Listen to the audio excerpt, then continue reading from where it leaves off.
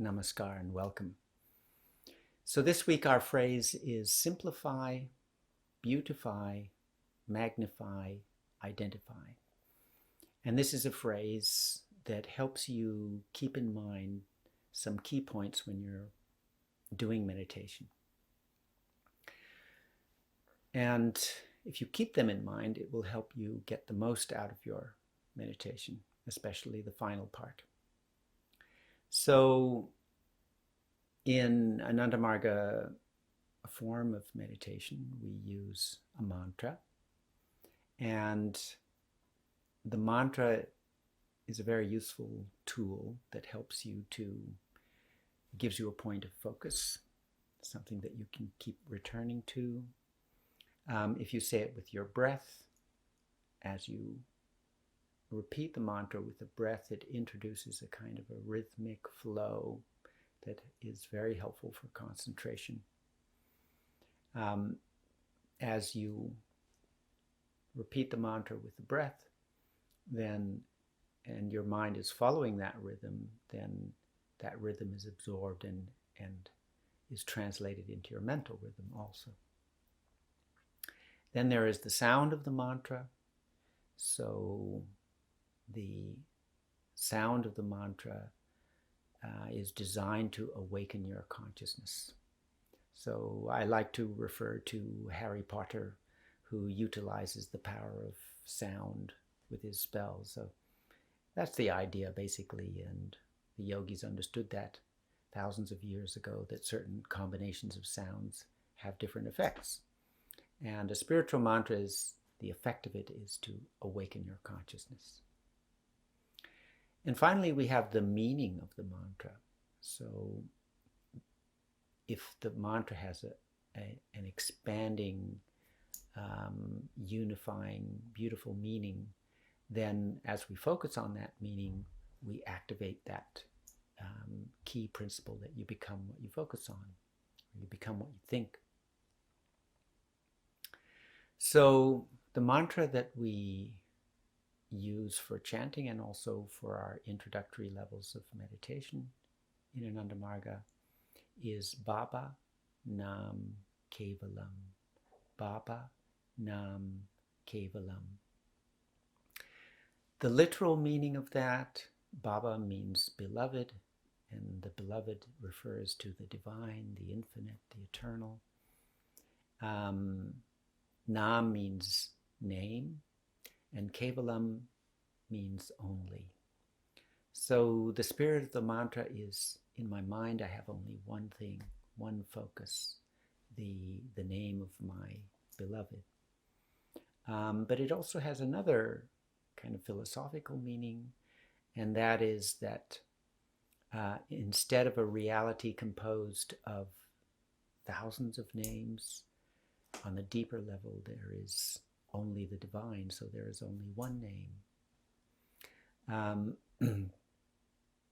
So that not only the focus of my intention, but also the shifting of my view from the external multiplicity to the internal unity and oneness. Only the name of the beloved, that is the deeper nature of reality. It is all the divine play. So that is that's the literal meaning. Sometimes I use a simpler meaning in my meditation classes, because for people new to meditation, that's a little bit much sometimes to bite off and chew. So I use only love everywhere. I find that's a little bit easier to grasp, and in essence it has the same meaning. So only love everywhere. And I'm going to relate those three words with simplify, beautify, magnify, and then I'll add one more, identify. So the first one, only, Kevalam means only. So that's related to simplify. Peace comes from simplicity. If you have only one thing, If you're thinking about only one thing, you can find peace. The moment you think about two things, well, the peace is leaving. And when that increases to more, then peace is quickly gone. So simplicity, simplify. We think about only one thing in meditation. And the second word is beautify. Right? So only love everywhere. So we're only thinking about one thing, and that one thing is love. It's beautiful. Universal love. So this is our object that we keep returning to as we focus on this idea of universal love. We activate the principle that we become what we focus on. So as we focus more and more deeply into that thought of love, immediately there's this process, or our consciousness begins to try to reformulate itself or reshape itself as love. And by doing that consistently, it's a very powerful transformational tool. And one morning we'll wake up and we just feel, I am love. And every time we do it, we feel a little bit more love than what we were before. So beautify, love, focus on love. And the third word is magnify. So this relates to the use of the word everywhere in the meaning. So only love everywhere. So simplify, beautify, and then take that simplicity and beauty and apply it everywhere. Magnify it as big as you can. So here, when we magnify the idea, we introduce transcendence in a way. So we can go beyond time and place and person and all the dualities when we take an idea and we apply it inside, outside, everywhere, past, present, and future. So there's a difference between the past, the present, and the future only if there's something different in those places. But if in the past there is love, in the present there is love, and in the future there is only love, then past, present, and future become meaningless because they're always the same. So I know that there is a difference in time because I see that my beard has grown longer, or something has changed. But if nothing has changed, then time becomes meaningless. So by applying this idea of everywhere, universal love everywhere, in time and in space, we transcend time and space. Similarly, if I go from here to there, I have a sense of space because it's different here than it is there. But if I get in a train and it's exactly the same when I get out of it, then there is no space. So this is very important practice to really try your best to apply that idea of everywhere. And I like the idea of thinking of applying the meaning of the mantra much as we would apply paint. All right. So let's say there's some ugly graffiti on a wall, and you take a bucket of paint and you paint this clean white paint all over it and just smooth it out, and it's gone, right? So similarly, we face a world full of confusing, limiting, and disturbing dualities, both when we look inside and when we look outside. Take that pure brush of universal love and paint it all over. And you can do that. I like doing it also, syncing it with the rhythm of my breath. So inhale, exhale, inhale, exhale. Just, applying that idea. So as we apply, we have different directions. We can apply it internally. So we look inside and we apply that brush of universal love on all my doubts and confusions and good points and bad points, and paint it all over with love. So whatever I see inside myself is universal love. And then we can apply it to the universe and the sense of the reality around us, and cover over all the dualities. And what we're doing here is we're not ignoring reality. We're looking at the roots of reality rather than the surface of reality. Okay, so fundamentally everything is one. We're focusing on that fundamental.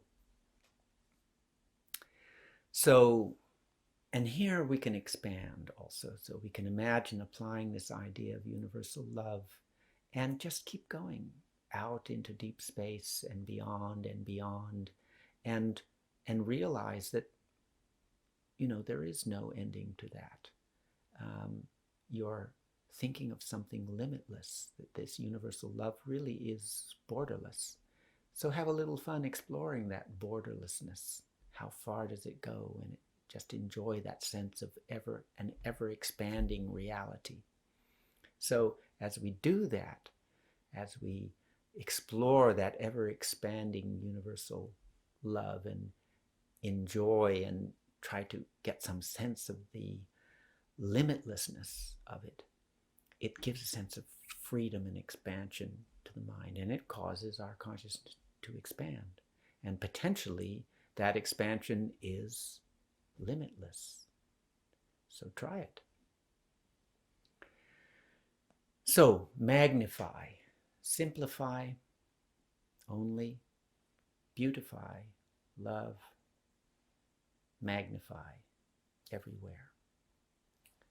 And don't forget time. So it's not just huge, but it's huge in the sense that it was there in the beginning, it's there now, and will always be there. So apply that idea and imagine, you're sitting in the middle of eternity as well. So, we feel a little bit insecure if we have a beautiful idea, but we know it will end in 10 seconds. But if we know that this idea is eternal, it's always there, it is the fundamental eternal nature of everything, then that gives this power and security and indestructibility to that feeling. And then finally we come to the last word, which is not included in the mantra, but it's an effort that we need to make all the same, and that is identify. So we've created this view, this deeper view of reality, but we have to be careful that it's not just, okay, there it is, that's interesting, and now I go back to how I usually am.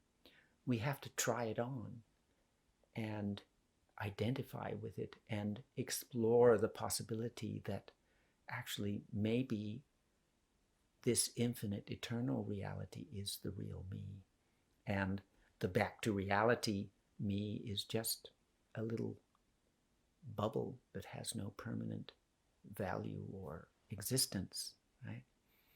So come back to that idea, and I lean into it, this idea of, only love everywhere. And then really, just as you would put on a jacket, put it on, inhabit it, be it, and,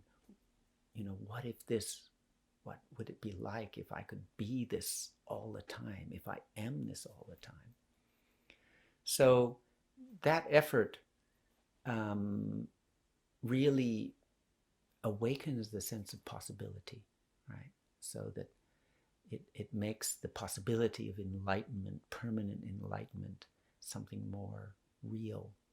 Whereas if we see that as, just some temporary phenomena in meditation, it never becomes a sense of real possibility for myself. So there they are, the 4 verbs to think about in the stage of your meditation when you are repeating the mantra and visualizing the idea of it. Simplify, beautify, magnify, and finally identify. Thank you very much. I hope you find that useful, and have a great week.